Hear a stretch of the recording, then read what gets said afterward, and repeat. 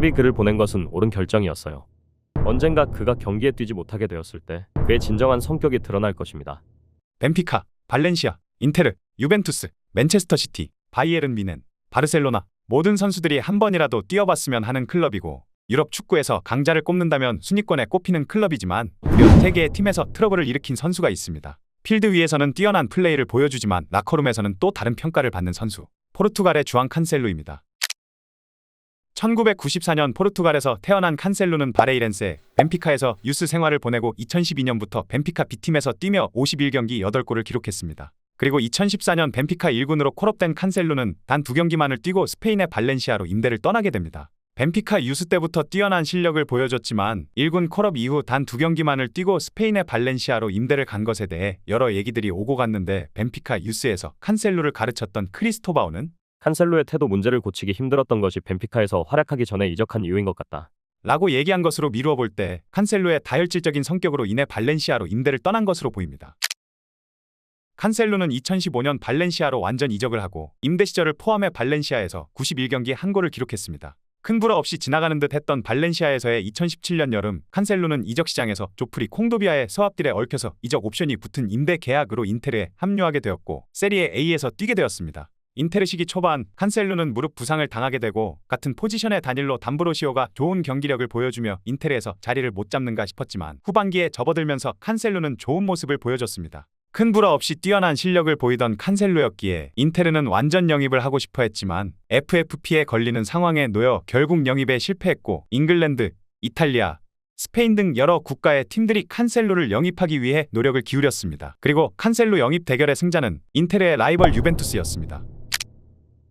유벤투스는 칸셀루를 4,040만 유로에 영입했는데 안정적으로 데뷔전을 치른 칸셀루는 빠른 적응력을 보여줬고 리그, 챔스 가릴 것 없이 좋은 모습을 보여줬습니다. 하지만 뛰어난 활약과는 별개로 칸셀루의 성격이 다시 한번 논란이 됐는데 훈련에서는 불성실한 태도를 보였고 라커룸에서는 키엘리니를 비롯해 여러 선수들과 트러블이 있었습니다. 그리고 공격적인 칸셀루의 특성상 수비 상황에서 실수를 하곤 했는데 이를 지적하는 코치와 말다툼을 했고 심지어는 감독 알레그리와도 불화가 생겼습니다. 2019년 유벤투스의 감독으로 알레그리의 뒤를 이어 사리 감독이 부임하게 되는데 사리 감독의 축구에 적합하지 않았던 칸셀루는 출전 기회를 잃게 되고 장부상 손실을 메꾸기 위해 대규모의 자본이득이 필요하게 된 유벤투스는 주축 선수 판매가 필요하게 되었는데 매각 대상 중에는 칸셀루가 포함되었습니다. 이런 상황에서 맨시티가 칸셀루를 영입하기 위해 적극적으로 나섰습니다. 맨시티는 다닐로의 현금을 얻는 조건을 제안했고 유벤투스는 처음엔 거절했지만 결국 제안을 받아들여 칸셀루는 맨시티에 파란 유니폼을 입게 되었습니다.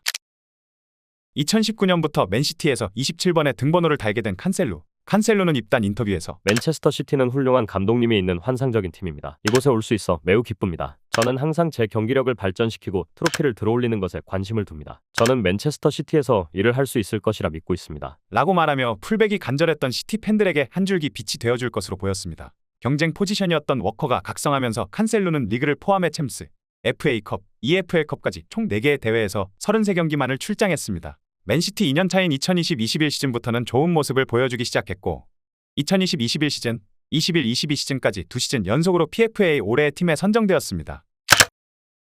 2022-23 시즌은 리그뿐만 아니라 월드컵까지 맞물린 시즌이었습니다. 맨시티는 프리미어리그에서 가장 많은 인원이 차출되었는데 칸셀루 역시 포르투갈 국가대표로 선발되어 카타르로 떠났습니다. 하지만 월드컵 휴식기 이전부터 폼이 떨어진 칸셀루는 월드컵에서도 좋지 못한 활약을 보여주면서 16강 전에서는 선발에서 제외되었고 16강에서 포르투갈이 선제골을 넣었지만 칸셀루는 축하해주러 나오지 않았습니다. 8강에서도 후반 6분에 교체 출전된 칸셀루는 이렇다 할 활약을 보이지 못했고 포르투갈은 모로코에 0대1 패배를 당했습니다. 맨체스터로 복귀한 칸셀루는 떨어진 폼을 좀처럼 회복하지 못했고 왼쪽은 네이선 아케, 오른쪽은 리코 루이스의 주전이 밀리게 되었습니다. 국가대표뿐만 아니라 클럽에서까지 주전에서 밀린 칸셀루는 선발에서 제외된 것과 적어진 출전 시간에 대해 감독인 펩 과르디올라에게 직접적으로 불만을 표출했는데 요구사항이 받아들여지지 않자 보드진에게 뮌헨 임대 계약서를 들고 갈 정도로 깽판을 치기 시작했습니다. 펩은 팀 분위기를 해치는 칸셀루를 가만히 놔두지 않고 뮌헨으로 임대를 보내게 되었는데 맨체스터를 떠날 때에도 칸셀루는 맨시티 관련 모든 컨텐츠를 차단하며 마무리까지 아쉬운 모습을 보여줬습니다.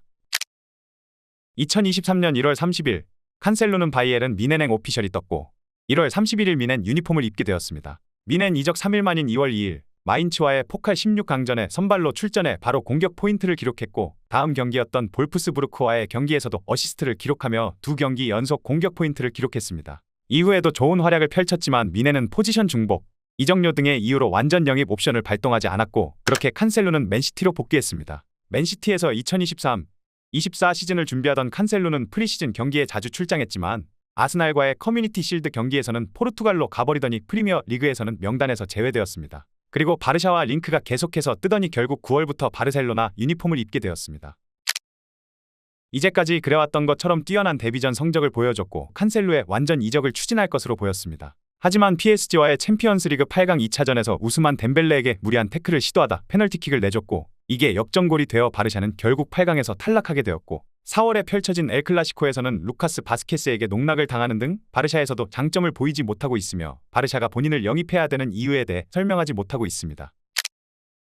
이 질문에 대해서는 유벤투스, 맨시티 팬이라면 바로 예스라는 답변을 내놓을 것 같습니다. 그리고 챔스 8강전 리그에서의 레알, 지로나 전을 본 바르샤 팬이라면 마찬가지로 예스라는 대답을 할 것 같습니다. 칸셀루의 이런 성격은 클럽뿐만 아니라 대표팀에서도 문제가 되곤 했는데 대표팀 훈련 도중 주앙 펠릭스에게 무리하게 태클을 시도하고 분위기가 어색해진 훈련장을 호날두가 애써 달려주려는 모습을 볼 수 있는데 이때 칸셀루의 표정은 굉장히 떨떠름한 표정이었습니다. 10년의 선수 생활 동안 7개의 팀에서 뛰었고 4번의 임대 생활 그리고 3번의 트러블이 있던 칸셀루. 대단한 실력을 가지고 있지만 실력과는 별개로 팀의 분위기를 해칠 수 있는 선수이기에 감독들에게 있어 칸셀루를 컨트롤하는 것이 라커룸 분위기, 팀 분위기를 잡는 것에 가장 중요한 요소가 아닐까 합니다. 정말 필요했던 우측 풀백 칸셀루를 내치고도 3-2-4-1 전술을 도입해 트래블을 차지한 패배 용병술이 새삼 대단해 보이면서도 저널리스트 루 마틴의 말을 다시 한번 생각해봅니다. 그가 경기에 뛰는 한 바르셀로나에서 문제는 없을 것입니다. 하지만 언젠가 그가 경기에 뛰지 못하게 되었을 때 그의 진정한 성격이 드러날 것입니다.